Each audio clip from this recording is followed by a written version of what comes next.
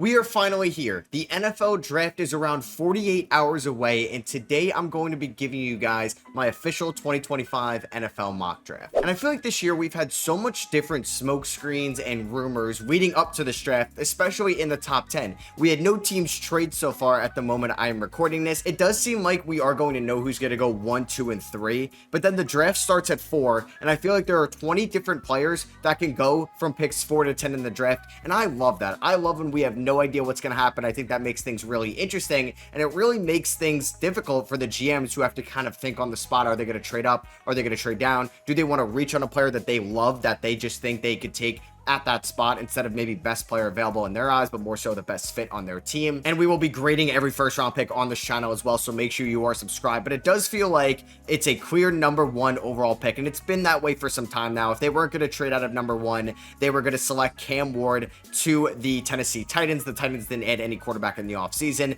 Brian Callahan is looking to get that franchise QB that maybe at one point thought he had in Will Levis. They signed or brought in Mike Borgonzi to be their GM after firing Rand Carthen. That experiment didn't work out with him as the GM. Obviously, there was the falling out with him and Mike Vrabel, and the Titans are going to hope to be back on track. Right now, on paper, it's still one of the worst rosters in the NFL. It may have the lowest season win total projection at this moment. I'm not sure if Cam Ward is really going to sway any games in that projection, just because you look at the team right now. We'll see if they add maybe a receiver on day 2 or a running back, but this team definitely needs playmakers both on offense and on defense, and we're going to start with them getting, hopefully for their sake, a franchise quarterback in Cam Ward. A lot of people would have him around 3 or 4 in last year's class, behind Caleb and Jaden, maybe behind Drake May or so, but it does feel like Cam Ward can hopefully turn this franchise around. A much improved offensive line over the last 2 years. They've signed some guys like Cushenberry and Dan Moore. They've drafted guys like Peter Skoronski and JC Latham, so they hope maybe they draft a receiver on day 2,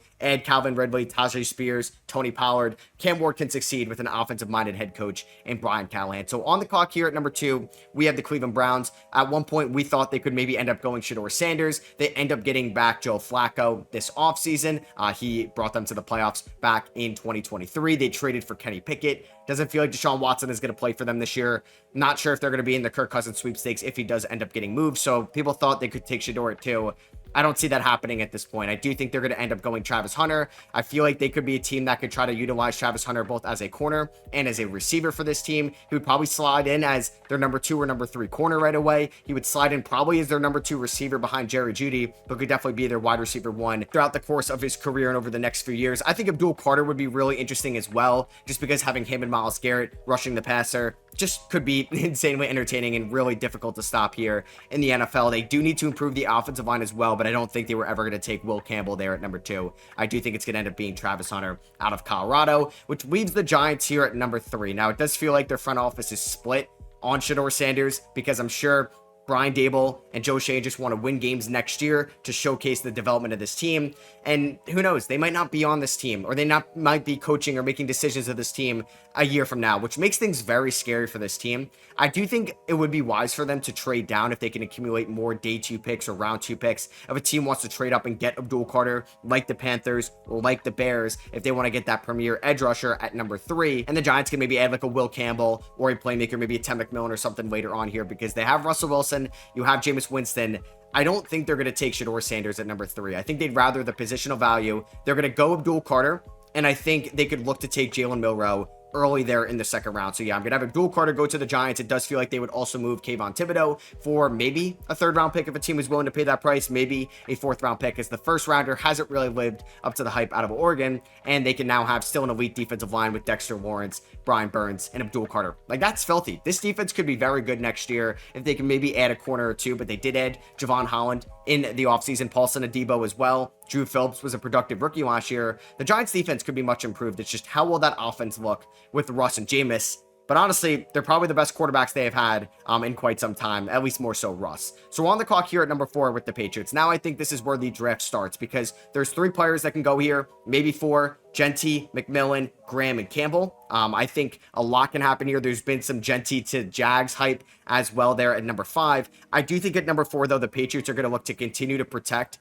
Drake May And yeah, I know it's not going to be the best thing in the world if he ends up being a guard, but who cares? If Will Campbell could be an all-pro guard, you take that at number 4. I do think he's in that tier 1 of prospect value in this draft because, man, we got to protect Drake May. I know you end up getting Morgan Moses this offseason, and Will Campbell may not even play his true position coming out of LSU. But if you look at their offensive line right now, it's not the best. And I think they can add a receiver. Maybe that's something that happens on day 2. I wouldn't be totally shocked, though, if that's where Ashton Jeanty goes number 4 overall, because he'd be a massive upgrade over Ramondre Stevenson both next year and in the long term. So this is where we're seeing a lot of Ashton Jeanty hype at number 5 to the Jacksonville Jaguars. And a lot of people also, including me, have been mocking Mason Graham to the Jaguars all offseason long. I'm actually going to change this. I'm going to go Temp McMillan. The team traded away Christian Kirk to the division rival Houston Texans. They cut Evan Ingram. I think they can look for another pass catcher. They went wide receiver in round 1 last year. I think they're going to do the same this year and take Temp McMillan and have McMillan and Brian Thomas Jr. as the weapons for Trevor Lawrence. I think maybe if Will Campbell was there, they could think about it. I think you're going to go into next year with what you can get out of ETN in the final year of his deal, what you can get out of Tank Bigsby, and maybe they also look to draft a running back in a deep class. But I think you can look to take Temp McMillan and have that Mike Evans caliber receiver that Liam Cohen coached last year in Tampa Bay, and then you also have just an elite deep threat in Brian Thomas Jr. And now we got Trevor Lawrence, some weapons both now and for the long term of this team, and that should be the priority for this team, is just to optimize the best skill set around Trevor Lawrence. I know adding Mason Graham would be great to that D-line with Trayvon Walker and Joshua Hines-Allen, but I think getting Temp McMillan is definitely in play for them at 5. At number 6 for the Raiders, man, I think they can go a couple different routes here for sure. I think Mason Graham could be very lethal on that defensive line with Crosby, Christian Wilkins, if he could be healthy this year after being banged up last year. And hopefully Tyree Wilson could maybe have a year 3 breakout for this team. I think this is where we see Ashton Jeanty go to the Raiders. We get that playmaker. I think Temp McMillan could also be in play at number 6, but Jeanty gives this team that desperately needs a running back a clear RB1. I believe if he's drafted here at 6, he'd be a top 10 paid running back next year. I know that's maybe not what you want in the grand scheme of things if you're looking at the bigger picture, but this team is just trying to win games. The offensive line has been improved over the last few years. You bring in Geno Smith. You have a ton of offensive minds in that locker room, and I think Jeanty with Brock Bowers and Jacoby Myers can be good trio of weapons for Geno Smith in the year 2025. So on the clock here at number 7 with the Jets, they're not going to go quarterback in my opinion. I think adding Mason Graham to the defensive line is very interesting for this team. I think Temp McMillan, if he's on the board, could have been a guy. I mean, Tyler Warren, I think just makes a ton of sense for the Jets, both as a run blocker and as a pass catcher for this team, because it's not the prettiest room of receivers after Garrett Wilson, who they're looking to extend very soon. And I think I go back and forth between having Tyler Warren or Mason Graham be this pick here. I think Armand Membu could also be in play here for them as well. And then you can really complete this offensive line, but it's just they don't have great pass catchers outside of Garrett Wilson. And I think they're going to sacrifice not going Armand Membu here to take the best tight end possibly in this class. I think Loveland and Warren are very close to each other. Who knows? Maybe they shock everybody and they like Loveland a little bit more and Loveland goes 7. But I'm going to have Tyler Warren get drafted ahead of Armand Membu and ahead of Mason Graham here to the Jets at number 7. A little bit more need-based, but we're also trying to develop Justin Fields there as the Jets franchise quarterback. So on the clock here at number 8 for the Carolina Panthers, some good players still on the board. I don't know if they would specifically go offensive tackle, really not the biggest need at the moment. I think you could just throw. I know they added to the defensive line this offseason and you have Derek Brown there, but Mason Graham, I feel like would make a ton of sense. This team could also use another corner if we want to see the first corner off the board and Jahdae Barron. And I think with Tyler Warren off the board and Temp McMillan off the board, probably no need to go offensive side there. So I think we're going to go a little bit more positional need here for the Panthers, and we're going to have them get Jahdae Barron in that secondary with J.C. Horn moving forward. So here at number 9, the Saints have plenty of options that they can look to draft here. And I think maybe Bears fans would love Armand Membu falling them to number 10, but I think we just got to go best player available. And I know the Saints, like their biggest priority right now isn't offensive line, but this team is going to look a lot different over the next few years. And yeah, you could probably try to get a playmaker here, but with Warren, Jeanty, and McMillan all off the board, I think I want to go safe here. I want to go with the trenches and take somebody that could be a tackle one for you going forward. I think maybe I don't want to do any trades here because it's so tough to predict trades, but maybe the Saints are looking to get another draft pick here in 2025. I think the Niners could try to trade up to number 9 and take Armand Membu because they definitely need somebody of that caliber. But I think in this number 9 spot, either via trade or to the Saints, I have Armand Membu there out of Missouri. So at number 10, we have the Chicago Bears. Unfortunately for them, Ashton Jeanty's off the board, but they're going to land Mason Graham here. They get Grady Jarrett this offseason. They add to that defensive line. They added to the offensive line with 1 signing and 2 trades. They have great skill position guys. Maybe they look to take somebody in the secondary. I don't know if they would look to take Will Johnson here at number 10, but with Gentry off the board, I don't think they would go a Marion Hampton. I think they go Mason Graham, best player available. And that defensive line with Sweat and Graham and others there in Chicago, man, Chicago could end up being like the third best team in the NFC next year. Like, you got Detroit, you got Philadelphia. There's a good chance Chicago could be better than Minnesota, than any other team there. Maybe Dallas, yeah, Tampa Bay, even Washington. And they could be that good if Caleb could take that leap with Ben Johnson as the head coach. So unfortunately here for the Niners, a lot of their top guys are off the board. I think they could just look at Will Johnson here to take a corner. I think Mason Graham could have been another pick. They could use an offensive lineman. I don't know if this is a little bit early for Kelvin Banks, but hey, there could be a positional need there for San Francisco, who are still in talks about extending Brock Purdy. So I think I'm going to have them go Will Johnson. I think they could definitely look to add another corner. Javarius Ward went to the Colts this offseason. I think it would come down between Ward or Kelvin Banks for the Niners at 11. Like I said, though, I think they could trade up to number 9 if Membu falls there, and they could select him. But Niners fans, you can let me know what you think they would do down below. So on the clock here at number 12 with the Cowboys, Gentry is off the board. A lot of these guys are off the board. I don't think, from what we've read and heard and listened to, a wide receiver is going to go here at number 12. I don't think Matthew Golden's going to be a Cowboy, Burden, or Buka. Maybe it'd be Ted McMillan if he does end up falling. And I don't think they would reach on a Marion Hampton either. So I think it's what edge rusher do they like? Would they take Mike Green at number 12? Or would they look at taking an offensive lineman? And I kind of like Kelvin Banks staying in the state of Texas. I think this team needs to improve the trenches even more. They've invested into the offensive line with Guyton and Smith over the last few years. But Banks, I think, is going to be projected to be more of an interior offensive lineman. And I think that's what the Cowboys are going to go there at number 12. It's a deep running back class. They can land one on day number 2 or day number 3 and have them compete with Javonte Williams and Miles Sanders over there in Dallas, and could probably, in an easy way, get the starting job later in the year. So we're on the clock here at number 13 with the Miami Dolphins. They're a team that could look for a bunch of different guys as well. I mean, unfortunately for them, though, Janae Barron, Will Johnson are off the board, as we don't know what's going on with Jalen Ramsey. Will he be back? I know they pretty much want to trade him right now.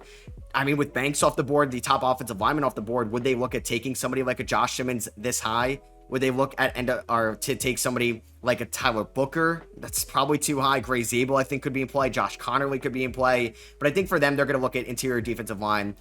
Maybe Malachi Starks, who's honestly been mocked there a ton. And I think I go back and forth between Nolan and Starks, just because it makes a lot of sense. They lost Javon Holland this offseason. Starks could also play a little bit of a corner as well if they need him to be one. And I know offensive linemen make a little bit more sense, and they're trying to fill that hole they lost in Christian Wilkins last year when he left to the Raiders in free agency. But I think I'm going to have them go best player available, and in my opinion, that's Malachi Starks, who should go in the first half of this NFL draft. So on the clock here at 14 with the Indianapolis Colts, they have a bunch of needs as PFF lists out here. Mike Green still on the board, could be in play if they wanted to go that route, but I want to give another weapon for Anthony Richardson. Yeah, we're going to try to make him succeed here. You got Jonathan Taylor, an elite running back. I know the offensive line took a little bit of a hit this offseason. You got good weapons on the outside with Josh Downs, Michael Pittman. Now you're going to have somebody up the seams in Colston Loveland, who could be a better receiving tight end than Tyler Warren when it's all said and done. And then you have Pierce and Mitchell, other guys that can kind of come and go for this team as well. And we get probably their best tight end they've had since Jack Doyle, maybe, but no disrespect to Mo Alec Cox, the GOAT. So here at number 15 for the Falcons, they lose Grady Jarrett this offseason. They had one of the worst defenses last year. I think Walter Nolan or Mike Green would be in play for them here at number 15, and I like Mike Green. I think Mike Green is going to be the second edge rusher off the board after Abdul Carter. I would be a little bit shocked if it still ends up being Shamar Stewart over him, maybe depending on what you think Jahad Campbell could be at the NFL level, but I think Green's going to go ahead of Stewart, Pierce, even Campbell, Ezeraku, and Jalen Walker as those linebackers, edge rushers off the board after Abdul Carter. So on the clock here at 16 for the Arizona Cardinals, this is easy. I think this is going to be Walter Nolan, who's gotten better and better throughout the draft process as people are falling in love with him. And I think there's a really good chance now he goes above Kenneth Grant. This isn't really what I would do mock draft. This is what I think is going to happen. And I do think Nolan is going to be the second interior defensive lineman off the board after Mason Graham. Would I be shocked, though, if Nolan went ahead of Graham? Yeah, I think so. I do think Graham is going to be the top defensive lineman off the board. And maybe this is low for Graham at number 10, but I just don't know if, the Jets could end up taking him. Maybe the Panthers end up taking him, or the Saints. So I think there are plenty of teams. I think his floor is probably 11 to San Fran, but I think he'll go in the top 10. So on the clock here at number 17 with the Bengals, this is easy for me. It's going to be Jahad Campbell. They need just somebody that can be all over the field for them on the defensive side of the ball. Yeah, they need an offensive lineman, and Gray Zabel or Josh Connerly could make sense for them at 17. But what's going on with Trey Hendrickson? Could he be on this team a year from now? The defense is not great whatsoever. You invested a ton into Jamar Chase, Chase and Joe Burrow and T. Higgins, you need somebody like Jahad Campbell to keep you in games with his defensive playmaking, and that's just something they need desperately. So on the clock here at 18 with the Seahawks, I mean, I think Ezraku could be a great pick for them here at number 18. They're a team that also has a second rounder, an additional second rounder from the DK Metcalf trade. They have another third rounder from the Geno Smith trade. I do like Ray Zabel here for them, who I think they can eventually bump inside out of North Dakota State. A little bit of a need over best player available. I just think like if Kelvin Banks is off the board, I'm probably looking at Ray Zabel for them at 18 because I think Josh Emmons is going to be more of a tackle.